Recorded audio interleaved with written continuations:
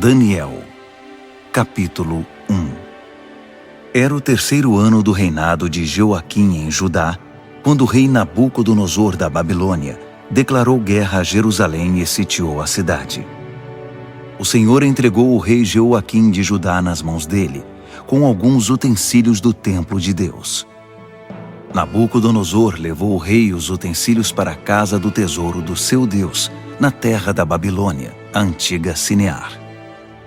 O rei ordenou a Aspenaz, chefe de pessoal do palácio, que escolhesse alguns israelitas da família real e da nobreza, jovens que fossem saudáveis e de boa aparência, inteligentes e de boa formação, de potencial para cargos de liderança no governo, gente de elite, e lhes ensinasse a língua e a cultura da Babilônia. O rei ordenou também que servissem a eles o mesmo cardápio do rei. Comiam do bom e do melhor e o mais fino vinho. Depois de 3 anos de treinamento, assumiriam cargos na corte do rei. 4 homens de Judá, Daniel, Ananias, Misael e Azarias, estavam entre os escolhidos. O chefe de pessoal do palácio deu a eles nomes babilônicos. Daniel passou a chamar-se Beltesazar. Ananias foi chamado Sadraque. Misael foi chamado Mesaque. E Azarias foi chamado Abed-nego. Mas Daniel decidiu que não iria ficar impuro com a comida do rei, nem beber o vinho dele. Por isso pediu ao chefe de pessoal do palácio que o autorizasse a não comer do cardápio do rei. Pela graça de Deus, o chefe de pessoal do palácio gostou de Daniel e autorizou, mas o advertiu. Tenho medo que meu senhor o rei possa fazer. Foi ele quem determinou esse cardápio. E se perceber que vocês não estão saudáveis como os outros, vai pedir minha cabeça. E então Daniel apelou ao responsável que havia sido designado pelo chefe de pessoal do palácio para cuidar dele, de Ananias, Misael e Azarias. Faça uma experiência conosco por 10 dias. Traga apenas vegetais e água.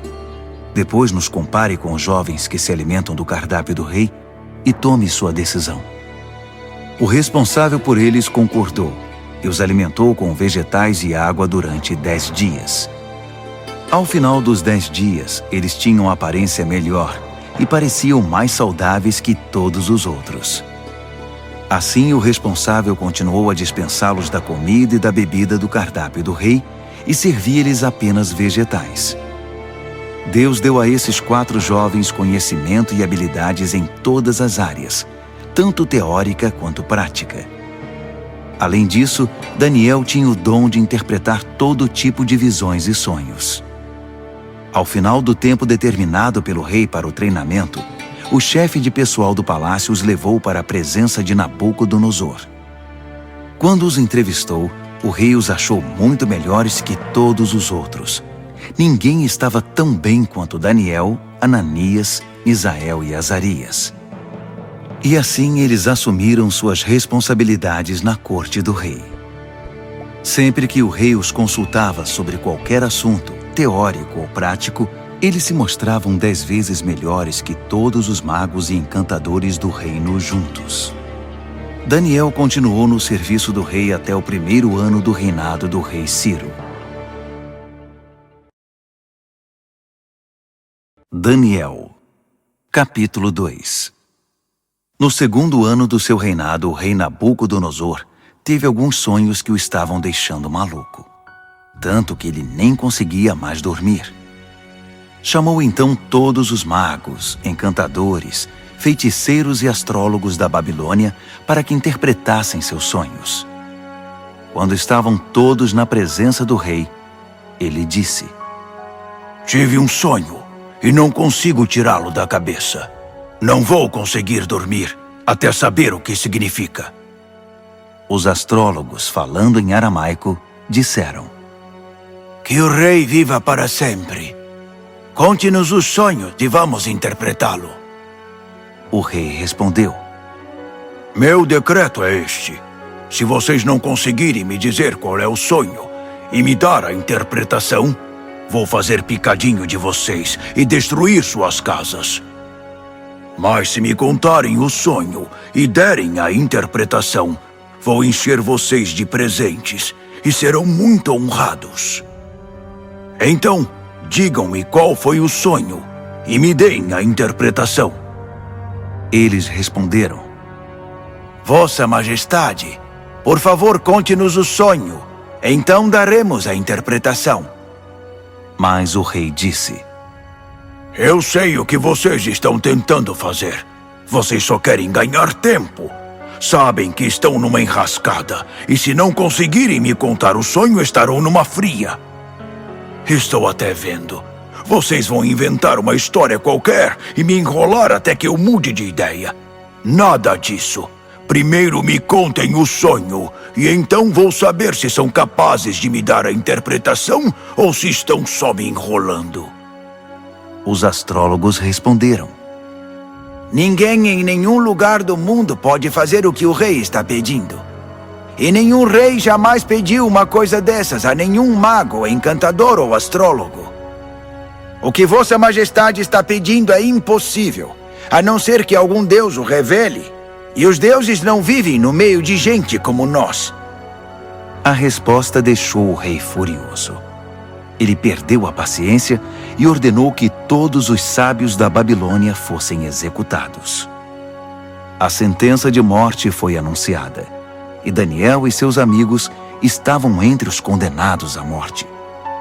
Enquanto Arioque, chefe da guarda real, fazia os preparativos para a execução, Daniel sabiamente chamou-o de lado e lhe perguntou o que estava acontecendo. Por que o rei deu uma ordem como essa, tão de repente? Arioque explicou a razão de tudo, e Daniel foi procurar o rei, pedindo um pouco de tempo para que pudesse interpretar o sonho. Daniel foi para casa e contou a seus amigos, Ananias, Misael e Azarias, o que estava acontecendo. Ele pediu que orassem ao Deus dos céus por misericórdia, para solucionar o mistério, e assim poderem escapar da morte. Naquela noite, a solução do mistério foi revelada a Daniel numa visão. Daniel louvou ao Deus dos céus, dizendo: Bendito é o nome de Deus para todo sempre.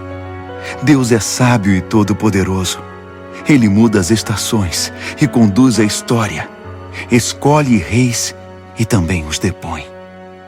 Ele dá tanto a sabedoria quanto o discernimento. Ele abre as profundezas, revela os segredos, conhece o que há na escuridão. A luz transborda dele. Ó Deus dos meus antepassados, a ti toda a minha gratidão e todo o meu louvor. Tu me tornaste sábio e forte, e agora nos mostraste o que pedimos. Tu resolveste o mistério do rei. Assim Daniel voltou a falar com Arioque, o encarregado da execução. Ele disse: Cancele a execução. Leve-me ao rei. Eu vou interpretar o sonho dele. Arioque não perdeu um minuto. Correu ao rei, levando Daniel com ele, e disse: Achei um homem entre os exilados de Judá que pode interpretar o sonho. O rei perguntou a Daniel, cujo nome babilônico era Beltesazar: Você tem certeza de que pode fazer isto? Contar o sonho e interpretá-lo? Daniel respondeu ao rei: Nenhum homem pode decifrar o mistério do rei, quem quer que seja, sábio, encantador, mago ou astrólogo. Mas há um Deus no céu que revela os mistérios, e ele me revelou. Ele está mostrando ao rei Nabucodonosor o que vai acontecer no futuro. Este é o sonho que o rei teve, a visão que encheu sua mente. Enquanto Vossa Majestade estava deitado na cama, ó rei, vieram ideias sobre o que vai acontecer no futuro. Aquele que revela mistérios mostrou ao rei o que vai acontecer. Mas a interpretação foi dada por meu intermédio, não porque eu seja mais sábio que qualquer outra pessoa, mas para que o rei saiba o que significa e entenda o que sonhou. O que viu, ó rei, foi uma enorme estátua em pé na sua frente, muito impressionante, mas também apavorante. A cabeça da estátua era de ouro puro, o peito e os braços eram de prata, o ventre e os quadris eram de bronze. As pernas eram de ferro, e os pés eram uma mistura de barro com ferro.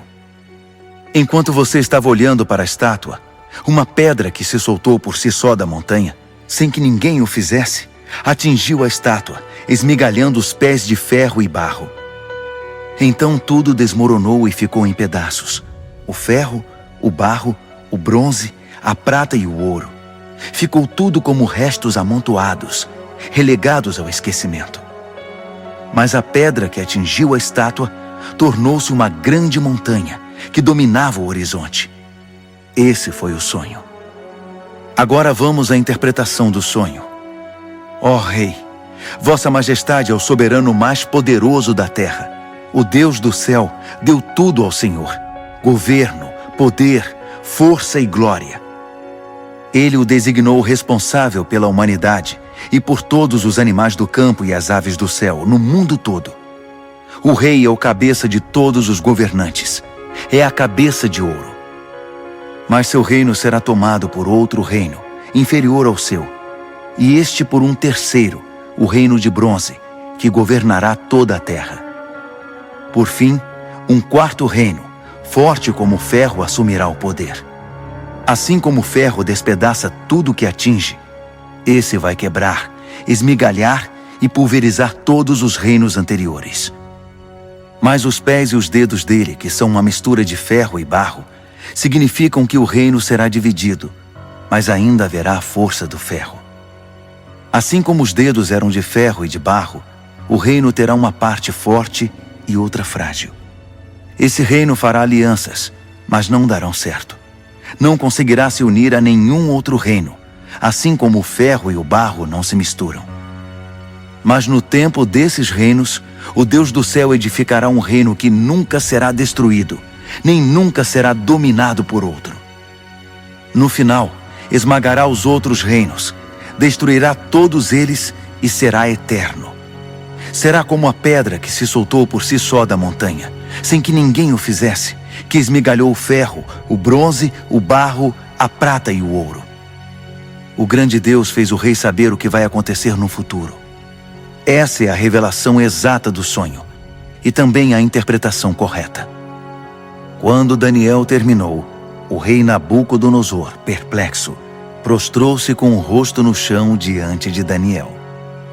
Ele ordenou uma oferta de sacrifícios e de incenso em honra a Daniel e declarou: Seu Deus realmente é o Deus de todos os deuses, o Senhor de todos os reis, e Ele revela todos os mistérios. E eu sei, porque você decifrou o mistério. Então o rei promoveu Daniel a um elevado cargo no reino. Encheu-o de presentes e o empossou como governador de toda a província da Babilônia e chefe de todos os sábios da Babilônia. A pedido de Daniel, o rei designou Sadraque, Mesaque e Abednego para postos administrativos em toda a Babilônia, enquanto Daniel permaneceu no palácio real. Daniel, capítulo 3. O rei Nabucodonosor construiu uma estátua de ouro com 27 metros de altura e 2,70 metros de largura. Ele a ergueu na planície de Dura, na província da Babilônia.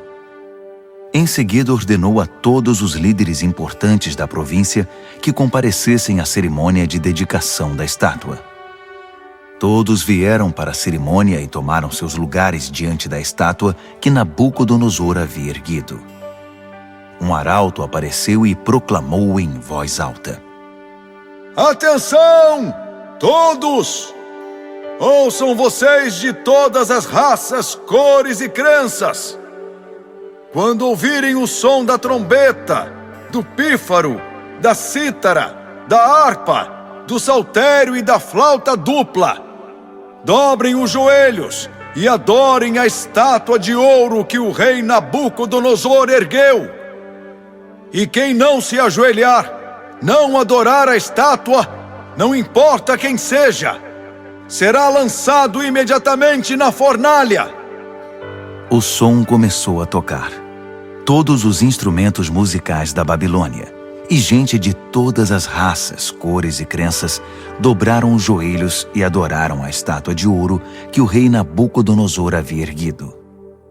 Foi então que os astrólogos da Babilônia se manifestaram e acusaram os judeus.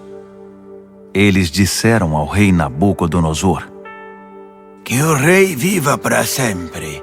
Vossa Majestade deu ordens severas para que, ao ouvir o som tocar, deveríamos nos ajoelhar e adorar a estátua de ouro, e quem não o fizesse seria jogado na fornalha.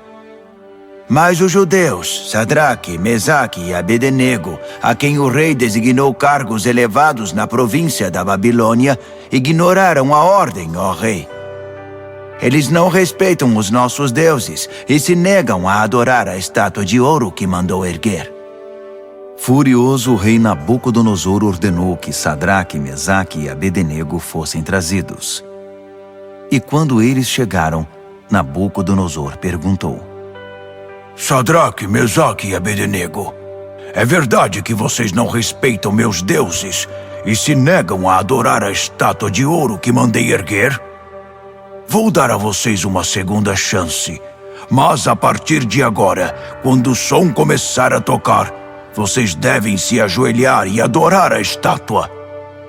E se não o fizerem, serão jogados numa fornalha e ponto final. E que Deus vai livrá-los de mim? Sadraque, Mesaque e Abednego responderam: Sua ameaça não nos assusta. Se nos jogar na fornalha, o Deus que servimos pode nos salvar, não só da fornalha, como de qualquer outra coisa. E mesmo que ele não o faça, não importa, ó rei.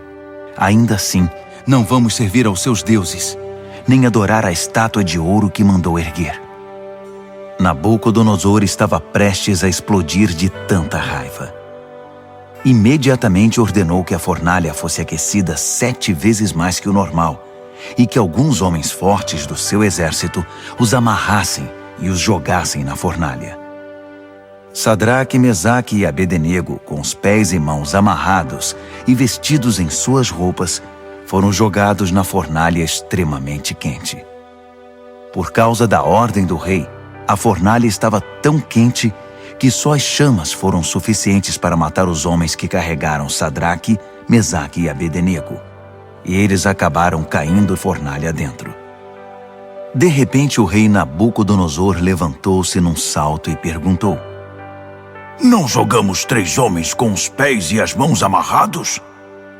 Responderam os homens. Isso mesmo, senhor! Exclamou o rei. Vejam, estou vendo 4 homens andando para lá e para cá no fogo, e eles estão bem. E o 4º homem parece um filho dos deuses. Não é possível.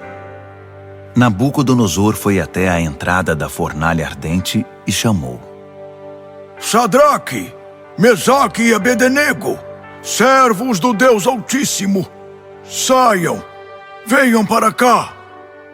E Sadraque, Mesaque e Abednego saíram do meio do fogo.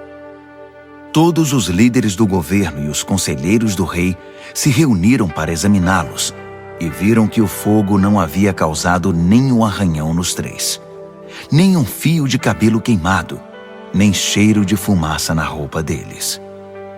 Nabucodonosor exclamou: Bendito seja o Deus de Sadraque, Mesaque e Abednego!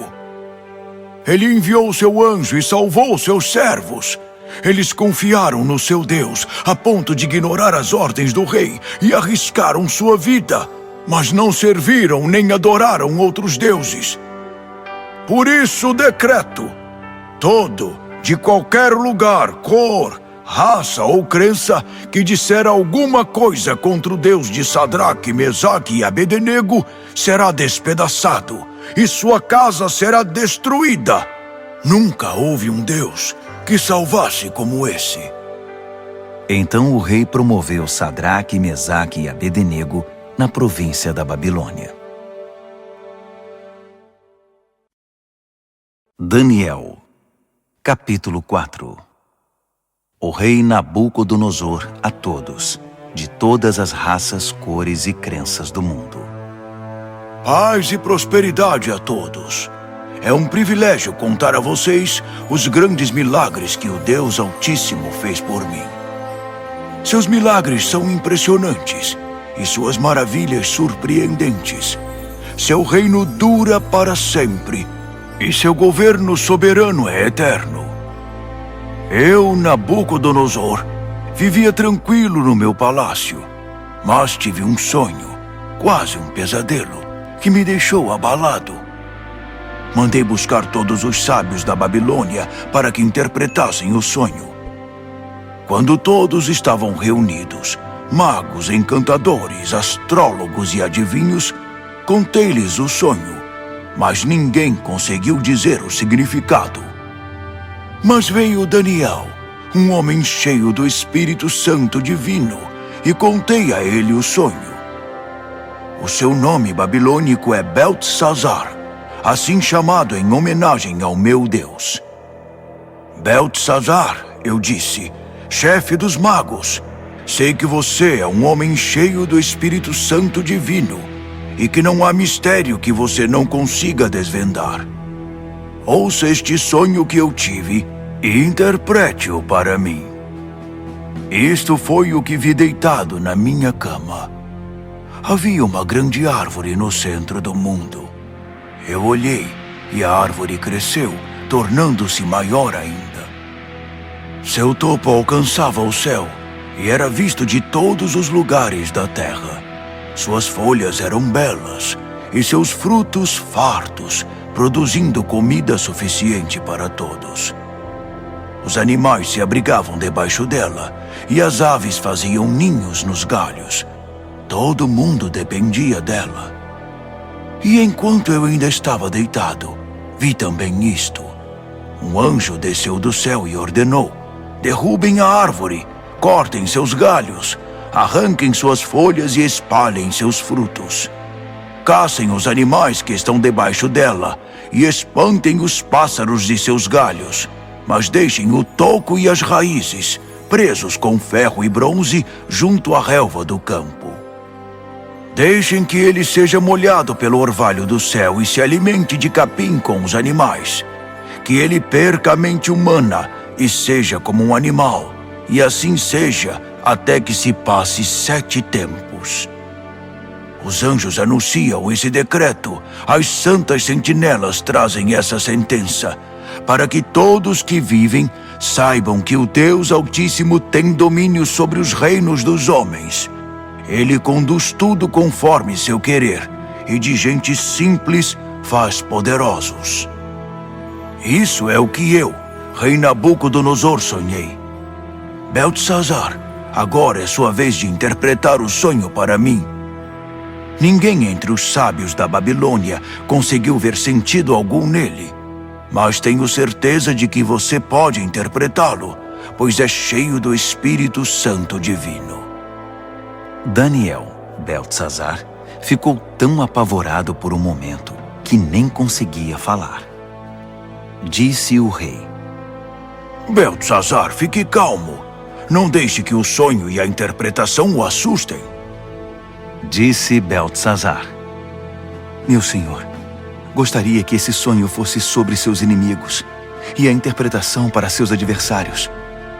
A árvore que você viu e que cresceu e ficou tão alta que o topo alcançava o céu, visível dos 4 cantos da terra. A árvore de folhagem viçosa e fartos frutos, suficiente para todos. A árvore sob a qual os animais buscavam refúgio e na qual as aves faziam seus ninhos. É o Senhor, ó Rei.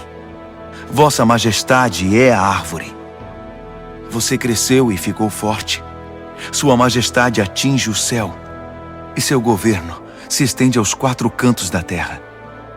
E os anjos que desciam do céu proclamando: derrubem a árvore, destruam-na, mas deixem o toco e suas raízes na terra, presos com ferro e bronze junto à relva do campo. Deixem que ele seja molhado pelo orvalho do céu e que se alimente de grama com os animais durante 7 tempos. Isso, ó Rei, também se refere ao Senhor. Significa que o Deus Altíssimo proclamou uma sentença contra o rei. Será tirado do convívio dos homens e viverá com os animais. Se alimentará de capim como os bois e se molhará com o orvalho do céu. Isso durará 7 tempos, e o Senhor aprenderá que o Deus Altíssimo tem o domínio dos reinos dos homens e conduz tudo conforme seu querer. A parte sobre o toco da árvore e suas raízes que são deixados significa que seu reino ainda será devolvido depois que o Senhor reconhecer que é Deus quem tem domínio sobre tudo. Portanto, ó rei, aceite meu conselho. Abandone seus pecados e comece a viver diferentemente. Deixe essa vida de maldades, viva com justiça e cuide dos necessitados e desamparados. Só assim o Senhor continuará a viver tranquilo. Tudo isso aconteceu ao rei Nabucodonosor.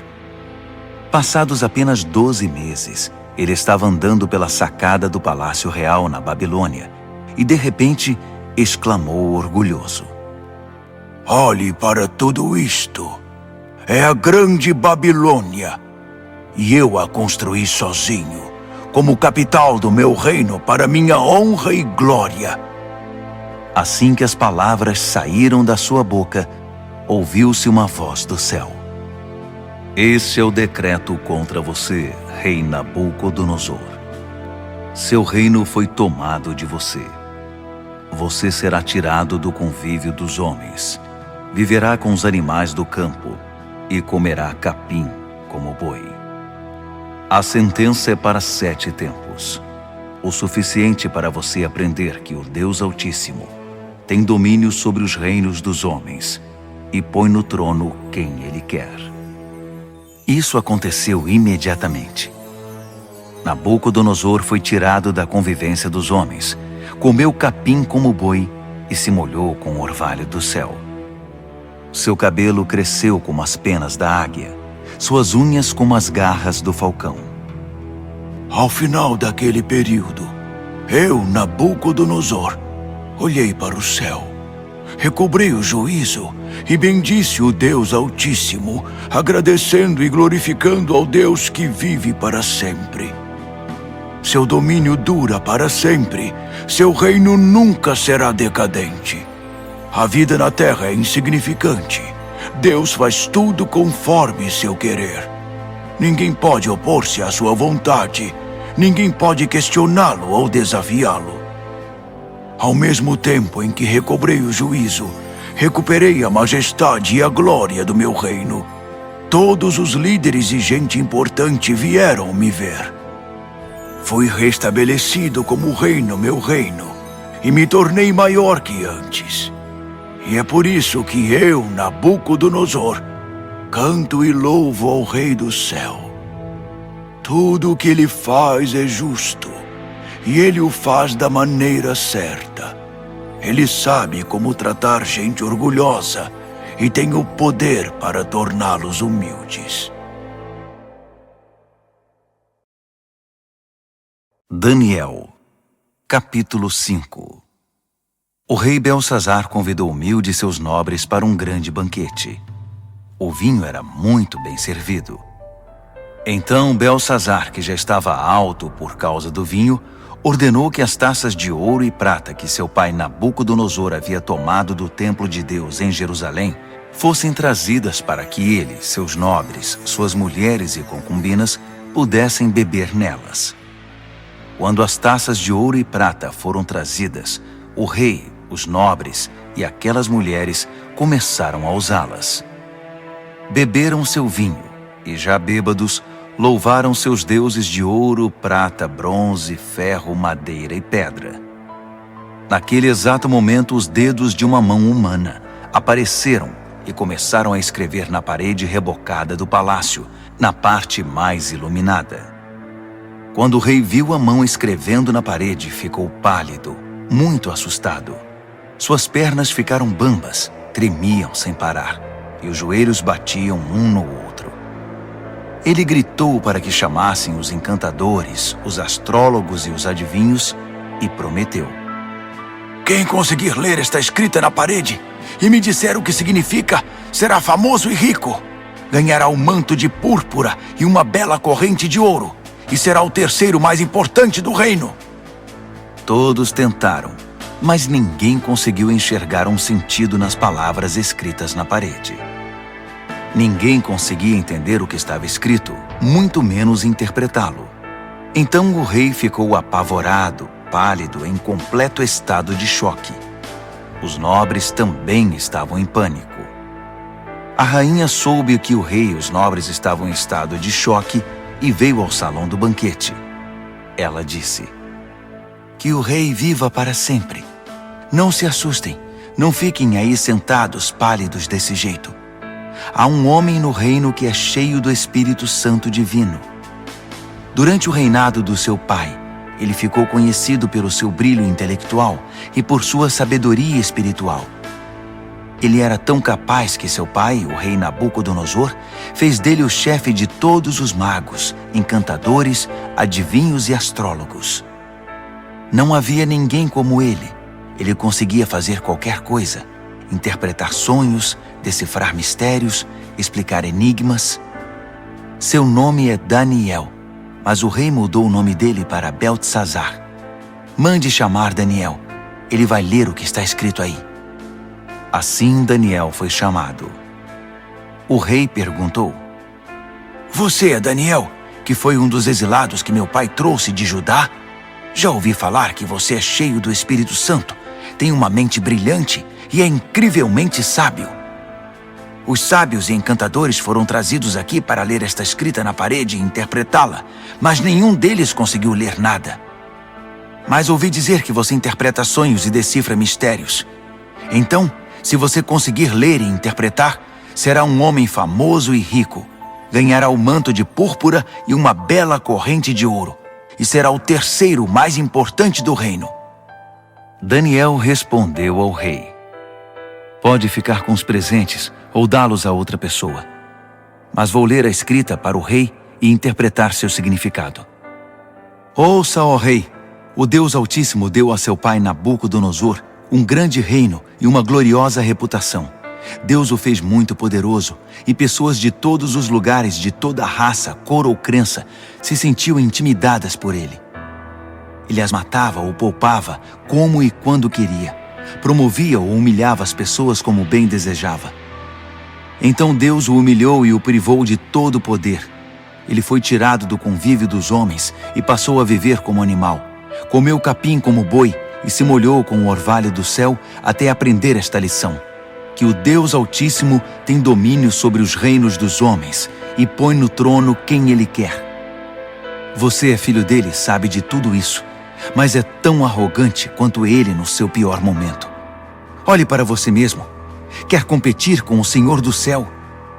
Você mandou buscar as taças sagradas do templo dele só por farra, para que o Senhor, seus nobres, suas mulheres e concubinas pudessem beber nelas. O rei usou as taças sagradas para brindar seus deuses de prata e ouro, de bronze e ferro, de madeira e pedra, deuses cegos, surdos e mudos.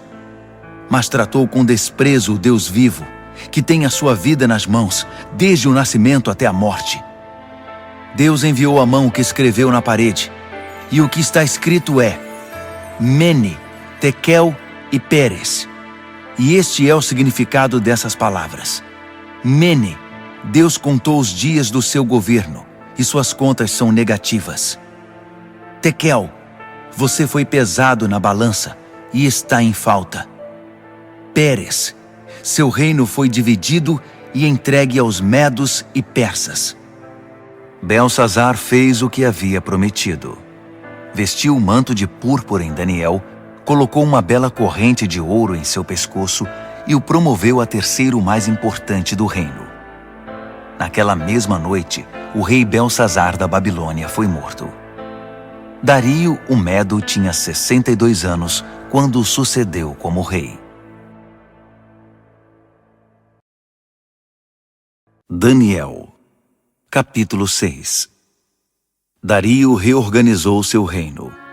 Ele designou 120 governadores para administrar todas as províncias do reino. Sobre eles havia 3 ministros, e um deles era Daniel. Os governadores se dirigiam aos ministros, que tinham a responsabilidade de manter tudo em ordem. Mas Daniel era cheio de vitalidade e tinha uma inteligência tão superior aos outros ministros e governadores que o rei decidiu designá-lo responsável por todo o reino. Os ministros e governadores se reuniram para ver se descobriam algum ponto fraco de Daniel que pudesse usar contra ele, mas não conseguiram nada. Ele era exemplar e absolutamente confiável. Não conseguiram achar nenhuma evidência de negligência ou má conduta.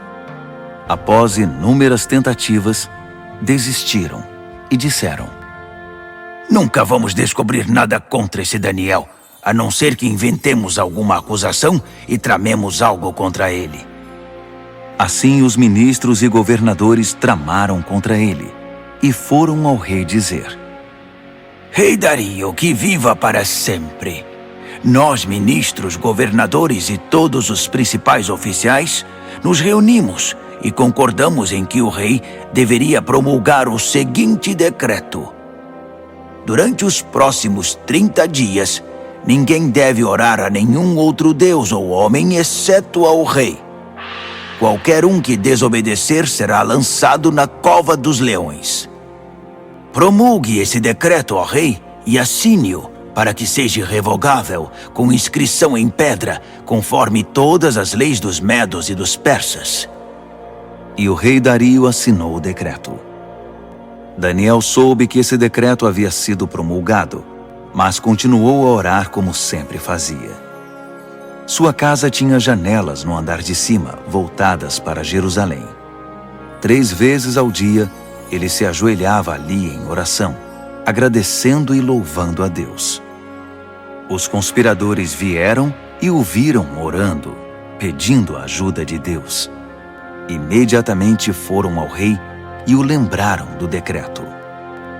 O rei não assinou uma lei proibindo qualquer pessoa de orar a qualquer deus ou homem, exceto ao rei durante 30 dias?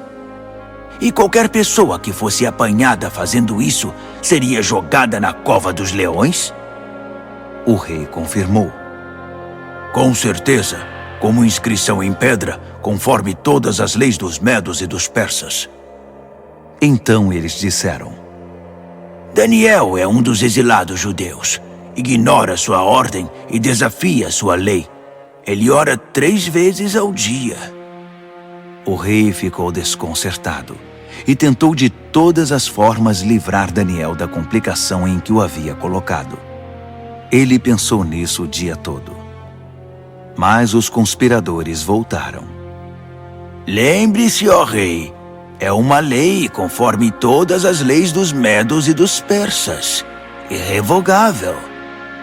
O rei cedeu e ordenou que Daniel fosse trazido e jogado na cova dos leões. Mas ele disse a Daniel: Seu Deus, a quem você é tão leal, vai livrar você desta situação.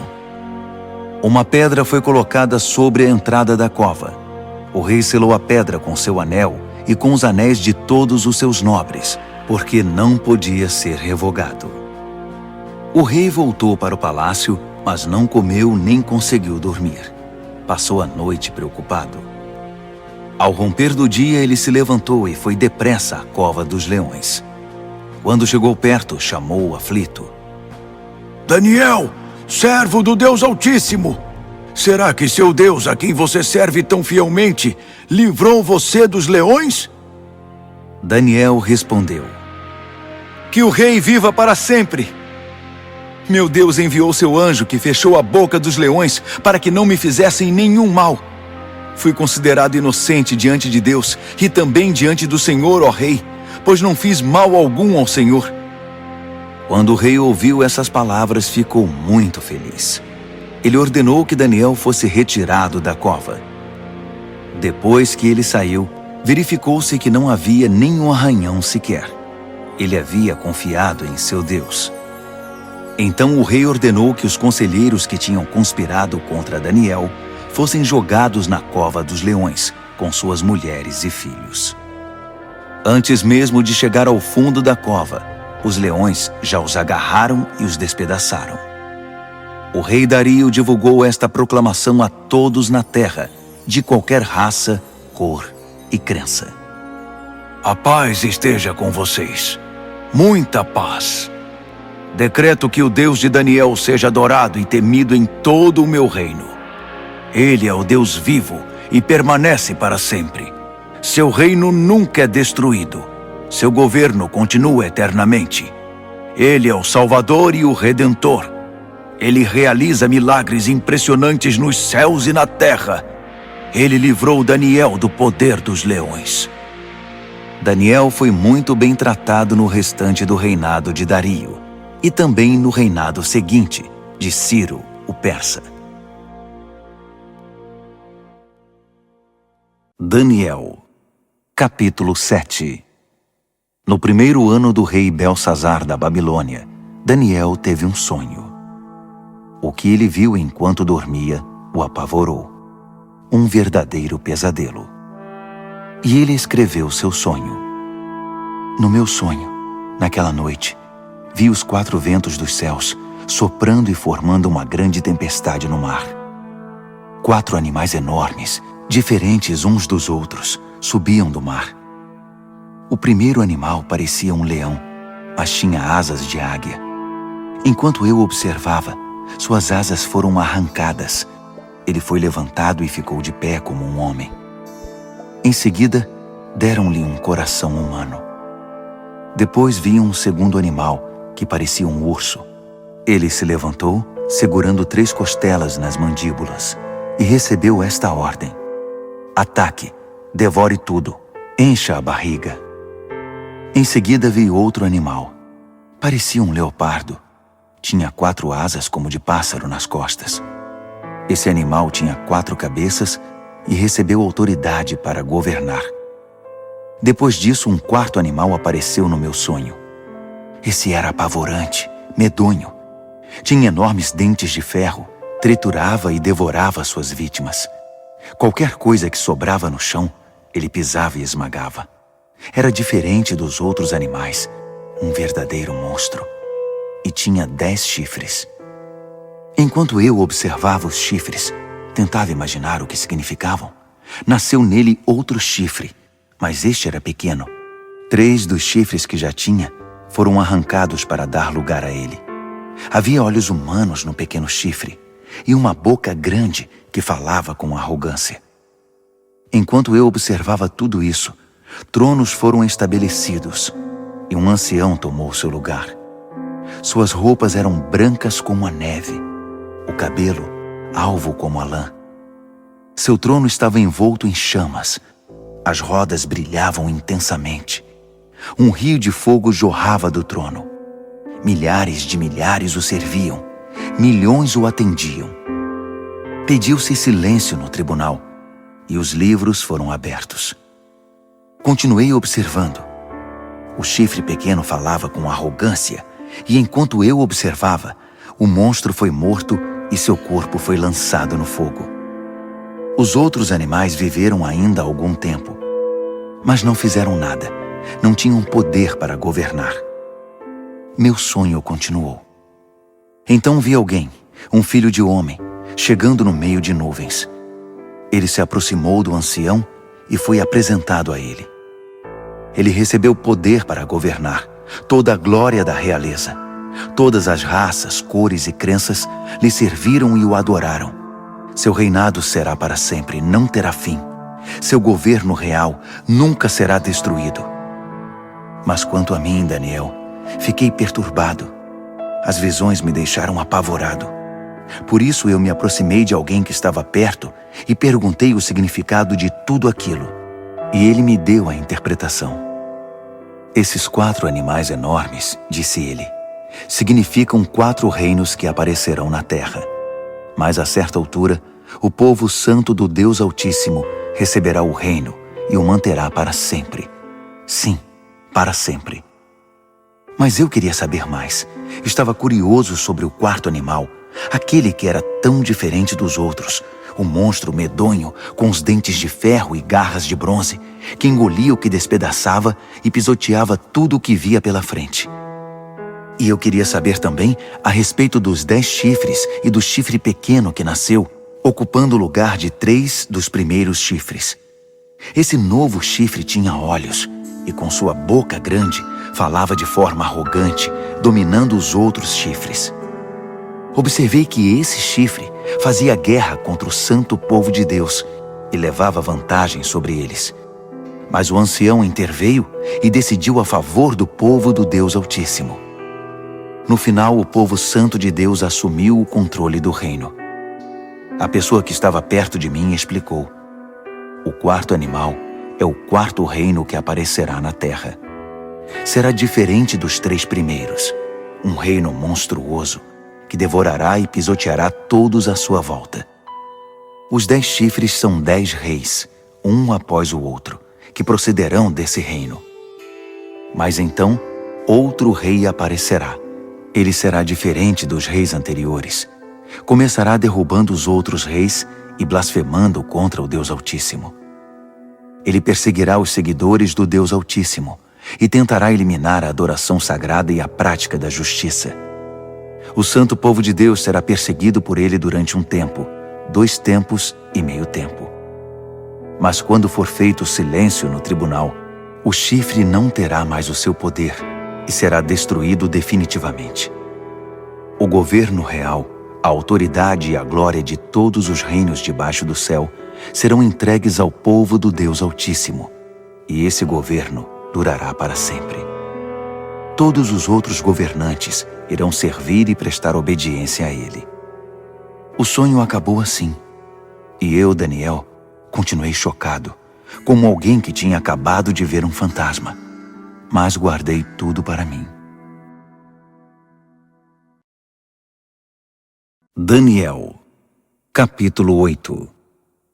No 3º ano do reinado de Belsazar, eu, Daniel, tive outra visão. Era a 2ª visão. Nessa visão, eu me vi em Suzã, a capital da província de Elão, diante do canal Ulai. Ao olhar em volta, fiquei surpreso de ver um carneiro diante de mim. O carneiro tinha 2 chifres enormes, um maior que o outro, mas o chifre maior foi o último a aparecer. Fiquei observando enquanto o carneiro avançava, primeiro para o oeste, depois para o norte e então para o sul. Nenhum animal conseguia enfrentá-lo. Ele fazia o que queria e, todo arrogante, posava de rei dos animais. Enquanto eu observava, tentando entender o significado de tudo aquilo, vi também um bode que tinha um enorme chifre no meio da testa. Ele vinha do oeste e percorreu toda a terra, sem tocar o solo uma única vez. O bode aproximou-se do carneiro de 2 chifres que eu tinha visto antes diante do canal e o atacou ferozmente. Observei enquanto ele, louco de raiva, atacava o carneiro. A violência era tanta que ele lhe quebrou os 2 chifres. O carneiro não conseguiu resistir. O bode o derrubou e o pisoteou. Nada pôde salvar o carneiro. Então o bode tornou-se cada vez mais arrogante, e no auge do poder, seu chifre imenso se quebrou, e 4 outros chifres enormes surgiram no lugar, apontando para o norte, o sul, o leste e o oeste. De um desses grandes chifres surgiu outro chifre pequeno, mas o seu poder cresceu até atingir o sul e o leste, e a querida terra prometida. Cresceu tanto que atingiu as estrelas, o exército celestial, e lançou algumas delas na terra e as pisoteou. Ele ousou até desafiar o poder de Deus, o príncipe do exército celestial. Ele acabou com a adoração diária e profanou o santuário. Como castigo pelos seus pecados, o santo povo de Deus também foi atacado por ele. O chifre desprezou a verdade de Deus. Extremamente arrogante, dominou tudo o que via pela frente. Naquele momento ouvi 2 anjos conversando. O primeiro perguntou: quanto tempo vai durar isso?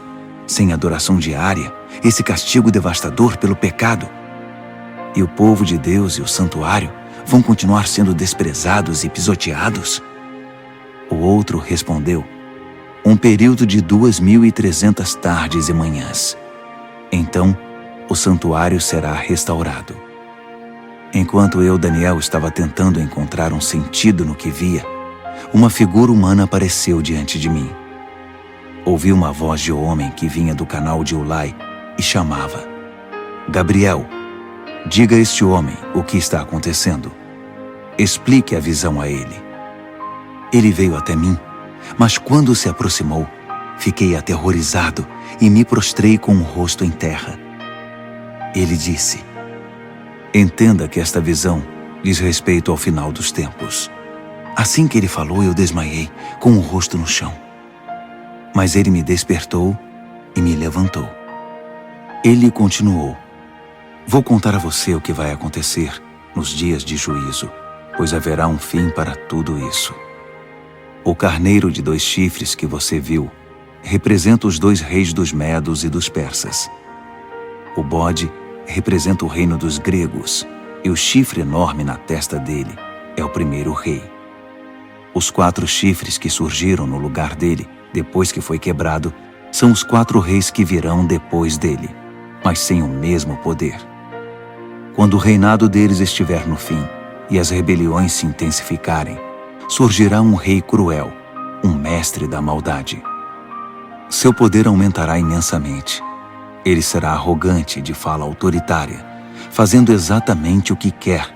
Derrubará poderosos e santos por todos os lados. Suas ações criminosas vão se multiplicar. E como vão? Ele vai achar que é invencível e vai se livrar de todos os que cruzarem seu caminho. Mas quando enfrentar o príncipe dos príncipes, será esmigalhado, mas não por mãos humanas. A visão das 2.300 tardes e manhãs é precisa, mas confidencial. Então, mantenha-a em segredo. Refere-se ao futuro distante. Eu, Daniel, acabado, esgotado por alguns dias, finalmente encontrei forças para voltar ao trabalho e tratar dos negócios do rei. Mas continuei apavorado com a visão, pois não conseguia entender coisa alguma. Daniel, capítulo 9. Dario, filho de Xerxes, da linhagem dos Medos, tornou-se rei da Babilônia. No primeiro ano do seu reinado, eu, Daniel, meditava nas Escrituras, e de acordo com a mensagem do Eterno ao profeta Jeremias, Jerusalém teria de ficar em ruínas durante 70 anos. Recorri ao Senhor Deus em busca de uma resposta, orava com dedicação e sinceridade, jejuava, vestia pano de saco e me ajoelhava nas cinzas. Derramei meu coração e abri minha alma para o Eterno, meu Deus. Ó Senhor, grande e soberano Deus, Tu nunca falhas em cumprir a Tua aliança. Nunca desistes daqueles que Te amam e obedecem ao que ordenas. Mas nós pecamos de todas as formas possíveis. Cometemos pecados terríveis, fomos rebeldes, enganamos e pegamos atalhos para fugir dos Teus caminhos. Fizemo-nos de surdos diante dos Teus servos, os profetas, que pregaram Tua mensagem aos nossos reis e líderes, aos nossos pais e a todo o povo da terra. Tu fizeste tudo certo, Senhor, mas tudo que temos a apresentar é culpa e vergonha, todos nós, o povo de Judá, os cidadãos de Jerusalém, Israel no exílio e em todos os lugares por onde fomos espalhados, por ter Te traído. Ah, sim, fomos envergonhados publicamente, todos nós, nossos reis, líderes, pais, diante do mundo. Mas foi bem merecido, por causa do nosso pecado. A Tua compaixão é nossa única esperança, ó Senhor, o nosso Deus, porque na nossa rebeldia abrimos mão dos nossos direitos. Não prestamos atenção em Ti quando nos disseste como deveríamos viver, nem obedecemos ao ensinamento proclamado por Teus servos, os profetas. Todos nós em Israel optamos por Te ignorar. Desprezamos Tuas instruções para fazer apenas o que era do nosso agrado. E agora estamos pagando por isso. A maldição expressa claramente na revelação feita a Moisés, servo de Deus, agora está fazendo efeito entre nós. É o salário do nosso pecado contra Ti. Fizeste a nossos governantes o que prometeste fazer. Trouxeste desgraça sobre nós em Jerusalém, a pior já registrada. E como estava escrito na revelação de Deus a Moisés, a catástrofe foi total. Nada foi poupado.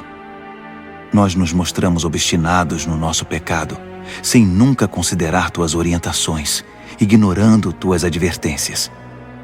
Assim, com razão, deixaste que a desgraça viesse sobre nós com tudo. Tu, ó Eterno, tens todo o direito de fazer isso, pois nós te ignoramos de maneira persistente, com muita culpa no cartório. Ó Senhor, Tu és nosso Deus, pois livraste teu povo da terra do Egito numa grande demonstração de poder. O povo ainda fala nisso. Confessamos que pecamos, que vivemos uma vida de maldades. Como sempre tens agido, consertando as coisas e endireitando as pessoas. Por favor, afasta tua grande ira contra Jerusalém, que é tua cidade, teu santo monte. Sabemos que foi por culpa nossa que isso aconteceu. Tudo por causa do nosso pecado e do pecado de nossos pais. E agora estamos envergonhados diante de todos. Somos motivo de zombaria na nossa vizinhança. Por isso, ouve, ó Deus, esta oração sincera do teu servo. Tem misericórdia do teu santuário arruinado. Age de acordo com o que és, não segundo o que somos. Atende nossa oração, ó Deus. Abre os olhos e observa a nossa cidade arruinada, a cidade chamada pelo teu nome. Sabemos que não merecemos tua atenção. Nosso apelo é a tua compaixão. Esta oração é nossa única esperança. Senhor, ouve-nos. Senhor, perdoa-nos. Senhor, olha para nós e faz alguma coisa. Senhor, não nos desprezes. Tua cidade e teu povo são chamados pelo teu nome. Defende teus interesses. Enquanto eu derramava meu coração, confessando meu pecado e o pecado do meu povo Israel, orava e apresentava toda a minha vida diante do Eterno e intercedia pelo santo monte do meu Deus. Enquanto eu estava mergulhado na oração, Gabriel, o ser semelhante a um homem, aquele que eu tinha visto numa visão anterior, aproximou-se de mim, voando como uma ave na hora da adoração da noite. Ele se pôs diante de mim e disse: Daniel, vim esclarecer as coisas. Assim que você começou sua oração, a resposta foi dada, e agora estou aqui para entregá-la. Você é muito amado, por isso, ouça com cuidado para entender o significado da revelação. 70 semanas estão decretadas para seu povo e sua santa cidade, como forma de conter a rebelião, dar fim ao pecado, arrancar o crime pela raiz, estabelecer a justiça para sempre, cumprir a profecia e ungir o lugar santíssimo. Aqui está o que você precisa entender. Desde o momento em que a ordem for dada para a reconstrução de Jerusalém, até a vinda do líder ungido, haverá 7 semanas. A reconstrução levará 62 semanas, incluindo a construção de ruas e muros. Serão tempos difíceis. Depois das 62 semanas, o líder ungido será morto. É o seu fim. A cidade e o santuário serão arruinados pelo exército do novo líder que chegar. O fim virá de repente, como uma onda enorme. Haverá guerras até o fim, e a desolação estará na ordem do dia. Então, no período de 1 semana, ele fará muitas alianças importantes, mas na metade dessa semana, ele acabará com a adoração e as orações. No lugar da adoração, irá se instalar a besta da profanação, que permanecerá ali até finalmente ser destruída. Daniel, capítulo 10. No 3º ano do reinado de Ciro, rei da Pérsia, uma mensagem veio a Daniel, cujo nome babilônico era Beltesazar. A mensagem era verdadeira e falava de uma grande guerra. Ele entendeu, pois seu significado veio por revelação. Durante aqueles dias, eu, Daniel, guardei luto por Jerusalém durante 3 semanas. Comi apenas comida simples, sem tempero, e não comi carne nem bebi vinho. Não tomei banho nem me barbeei até que tivessem passado as 3 semanas. No dia 24 do primeiro mês, eu estava de pé diante do grande rio, o Tigre. Levantei os olhos e, para minha surpresa, vi um homem vestido de linho, com um cinto de ouro puro na cintura. Seu corpo brilhava como se fosse esculpido de pedra preciosa. A face era radiante e os olhos, vivos e penetrantes como tochas. Os braços e pernas reluziam como bronze polido, e sua voz soava como um grande coral. Eu, Daniel, fui o único a vê-lo. Os homens que estavam comigo, embora não estivessem vendo, foram tomados de medo e correram para se esconder, temendo o pior. Quando fiquei sozinho depois dessa visão, abandonado pelos meus amigos, meus joelhos ficaram bambos e o rosto pálido, sem força nenhuma. Quando ouvi o som da sua voz, não resisti e desmaiei. Caí com o rosto no chão. Mas uma mão me tocou e me pôs sobre as mãos e os joelhos. Daniel, ele disse, homem de valor, Deus ama você demais. Levante-se e preste muita atenção à minha mensagem. Fui enviado para falar dela a você. Quando ele disse isso, eu me levantei, mas não conseguia parar de tremer. Fique tranquilo, ele continuou. Não tenha medo. Quando você decidiu se humilhar para receber entendimento, sua oração foi ouvida, e eu me dispus a vir até aqui. Mas fui impedido pelo anjo, que é o príncipe do reino da Pérsia, e isso me atrasou por 3 semanas. Mas Miguel, um dos anjos supremos, veio em meu socorro e ficou ali com o anjo, que é o príncipe da Pérsia. Estou aqui para ajudar você a entender o que vai acontecer com seu povo, pois a visão fala do futuro. Enquanto ele falava, fiquei só olhando para o chão. Não conseguia dizer nada e fui surpreendido por algo parecido com uma mão humana que me tocou os lábios. Então abri a boca e comecei a falar. Quando vi, fiquei apavorado. Minhas pernas ficaram bambas. Eu não conseguia me mexer. Como é possível que eu, um humilde servo, fale com alguém como o Senhor? Estou completamente paralisado. Mal consigo respirar. Aquele ser, que parecia humano, me tocou outra vez e me deu forças. Ele disse, não tenha medo. Fique em paz. Você é amado demais. Tudo vai ficar bem. Tenha coragem. Seja forte. Enquanto ele ainda falava, veio-me coragem e retomei as forças. Então eu disse, pode falar, porque o Senhor me deu forças. Ele disse, você sabe por que vim aqui? Preciso voltar para lutar contra o anjo que é o príncipe da Pérsia. E depois que eu o tirar do caminho, chegará o anjo, que é o príncipe da Grécia. Mas antes deixe-me contar a você o que está escrito no livro da verdade. Ninguém me ajuda na minha luta contra esses seres, a não ser Miguel, o anjo, que é o príncipe de vocês. Daniel, capítulo 11.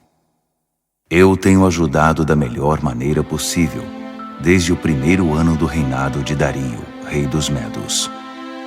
Mas agora deixe-me dizer como estão as coisas. Outros 3 reis da Pérsia aparecerão, e depois deles um 4º rei, que será muito mais rico que os outros.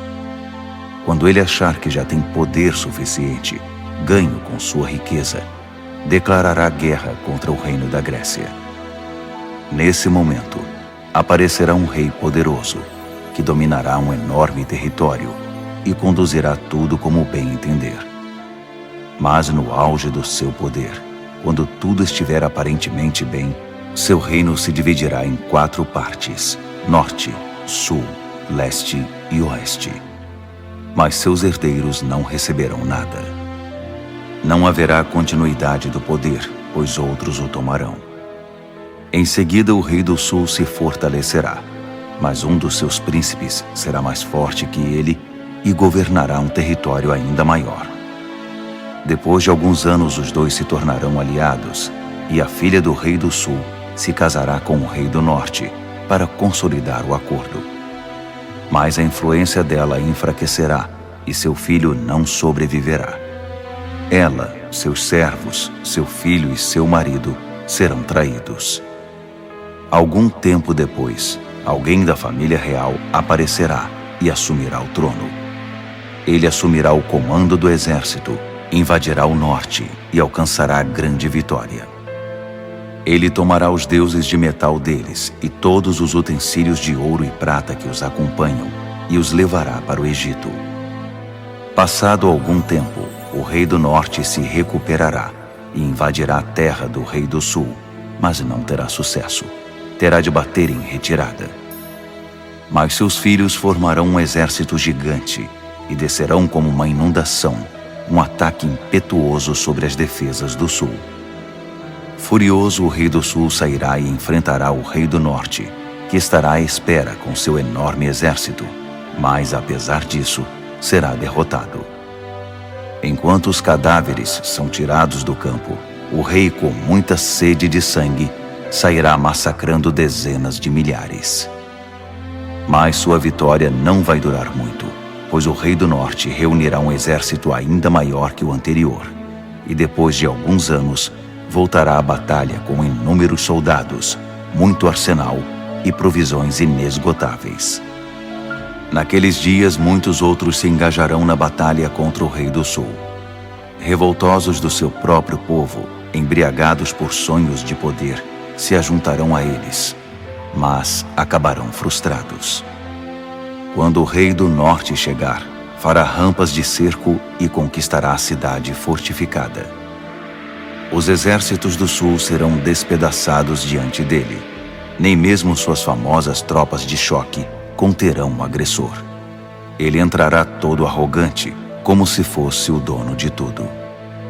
Ele se apossará da linda terra e se instalará aí. Depois, prosseguirá para ter controle total. Fará um tratado de paz e até dará sua filha em casamento ao rei do sul, parte de uma trama para destruí-lo de vez. Mas o plano será um fiasco, não será bem sucedido. Mais tarde, voltará sua atenção para as regiões costeiras e fará inúmeros prisioneiros. Mas um general intervirá e dará um basta às suas ameaças. Quem metia medo ficará amedrontado. Ele voltará para casa e passará a cuidar dos próprios negócios. Mas a essa altura já estará acabado e logo já não se ouvirá mais falar dele. Ele será sucedido por um perdedor, já com seu governo, sua reputação e sua autoridade em frangalhos. Por isso não durará muito, sairá da história rapidamente, sem nem mesmo ter lutado. Seu lugar será preenchido por um sujeito desprezado e desprezível. Mas ele surpreenderá todos, saindo como que do nada e se apossando do reino. Ele avançará como um rolo compressor, e até o príncipe da aliança será esmagado. Depois de negociar um cessar-fogo, ele violará as condições. Que traidor! Com alguns poucos comparsas, assumirá o controle total. Ele invadirá as províncias mais ricas, quando elas menos esperarem. Ultrapassará todos seus antepassados. Prenderá e saqueará. Viverá com seus amigos num luxo desmedido. Ele fará planos contra as cidades fortificadas, mas não será por muito tempo. Ele ajuntará um grande exército muito bem armado para combater o rei do sul. Em resposta, o rei do sul manterá seu exército, ainda maior, a postos, pronto para a batalha. Mas não será capaz de sustentar essa condição por muito tempo, em razão das intrigas nas próprias fileiras. Sua corte estará minada por tramas e conspirações. Assim seu exército será esmagado, e o campo de batalha ficará coberto de cadáveres. Os dois reis, ambos com planos maldosos um contra o outro, vão se sentar à mesa de conferências e negociarão seus engodos. Nada resultará desse tratado, que não passará de um emaranhado de mentiras. Mas ainda não é o fim. a história não acabou. O rei do norte irá para casa carregado de despojos, mas sua mente estará voltada para a destruição da Santa Aliança, enquanto estiver passando pela terra a caminho de casa. 1 ano mais tarde, ele comandará nova invasão ao sul, mas a segunda invasão não será como a primeira. Quando os navios romanos chegarem, ele dará meia volta e retornará para casa. Mas ao passar pela terra, seu ódio contra a Santa Aliança será despertado. Ele fará acordo com todos os que se dispuserem a trair a Santa Aliança, tomando o partido deles. Suas forças entrarão marchando e profanarão o santuário e a cidadela. Eles irão banir a adoração diária, substituindo-a pela besta da profanação. O rei do norte honrará os que traírem a Santa Aliança, corrompendo-os ainda mais com sua conversa sedutora. Mas os que forem leais a Deus tomarão posição firme a favor de Deus. Os que mantiverem o bom senso ensinarão o bem às multidões pelo exemplo. Eles serão submetidos a provas terríveis durante um certo período. Alguns serão mortos, outros queimados, alguns exilados, outros roubados. Quando a prova for muito difícil, receberão alguma ajuda, mas não muita. E muitos dos pretensos ajudadores se portarão com indiferença. A provação refinará e purificará os que mantiverem o bom senso e permanecerem leais, porque há ainda mais por vir. Enquanto isso, o rei do norte estará agindo sem impedimento. Ele se levantará a uma posição superior à de qualquer deus, e até mesmo ousará desafiar o Deus dos deuses. Por um tempo isso será tolerado, até que se complete esse tempo de juízo, pois o que foi decretado precisa ser cumprido. Ele não terá respeito algum pelos deuses dos seus antepassados, nem mesmo pelo Deus predileto das mulheres. Desprezando qualquer Deus, o rei do norte se inchará de orgulho e se achará maior que todos eles. Ele chegará a ponto de desprezar o Deus dos santos, e no lugar em que Deus é adorado, colocará em exibição, com generoso ornamento de prata, ouro e pedras preciosas, um Deus novo, do qual nunca se ouviu falar. Marchando sob a bandeira desse Deus estranho, ele atacará as principais fortalezas. Promoverá todos os que seguirem esse Deus, dando a eles cargos importantes e recompensando-os com concessões de terras. Na conclusão dessa história, o rei do sul o enfrentará, mas o rei do norte se lançará contra ele como um furacão, com seus carros e cavalos e uma grande frota de navios, e varrerá tudo que estiver no seu caminho. Ao entrar na linda terra, as pessoas cairão diante dele como peças de dominó. Só Edom, Moabe e alguns amonitas escaparão. Ele vai avançar, dominando país após país. Nem o Egito escapará. Ele confiscará o ouro, a prata e todos os bens valiosos do Egito. Os líbios e os etíopes cairão com ele. Mas nesse momento, relatos perturbadores virão do norte e do leste e o farão entrar em pânico. Furioso, ele se apressará em suprimir a ameaça. Mas assim que armar suas tendas entre o mar Mediterrâneo e o Monte Santo, inúmeras tendas reais, ele encontrará seu fim. E não haverá uma alma viva por perto para ajudá-lo. Daniel, capítulo 12. Esse será o momento quando Miguel, o grande anjo, que é o príncipe defensor do seu povo, entrará em cena. Será um tempo de desgraça, a pior desgraça que o mundo já conheceu. Mas seu povo será salvo da desgraça, todos os que tiverem o nome escrito no livro. Uma grande multidão, composta daqueles que já morreram e foram sepultados, acordará. Alguns para a vida eterna, outros para a vergonha eterna.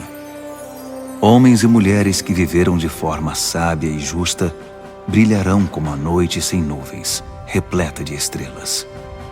E os que conduziram outras pessoas ao caminho certo brilharão como estrelas para sempre. Este é um relato confidencial, Daniel, para seus olhos e ouvidos somente. Mantenha-o em segredo. Guarde o livro fechado à chave até o final. Nesse ínterim, haverá uma busca frenética para se tentar entender o que está acontecendo. Enquanto eu, Daniel, ouvia tudo isso, apareceram dois seres, um do lado do rio em que eu estava e o outro do outro lado. Um deles perguntou a um terceiro homem vestido de linho que estava acima das águas do rio: até quando vai continuar essa história intrigante? O homem vestido de linho, que estava acima das águas do rio, levantou as mãos para o céu. Ouvi quando ele jurou solenemente pelo Eterno que seria um tempo, 2 tempos e meio tempo, e que quando o opressor do povo santo fosse derrubado, a história chegaria ao seu final. Ouvi tudo isso claramente, mas não entendi. Por isso perguntei: Senhor, pode me explicar isso? Continue a fazer o que está fazendo, Daniel. Ele disse: a mensagem é confidencial e será guardada a chave até o fim, até que tudo chegue à sua conclusão. O povo será purificado e renovado, mas os maus continuarão sendo maus, sem ter a menor ideia do que está acontecendo. Já os que viverem de forma sábia e justa entenderão tudo. A partir do momento em que a adoração diária for abolida do templo e a besta da profanação for introduzida no seu lugar, vão se passar 1290 dias. Abençoados os que persistirem pacientemente durante os 1335 dias. E você prossiga em sua jornada, sem ficar ansioso ou preocupado. Fique tranquilo.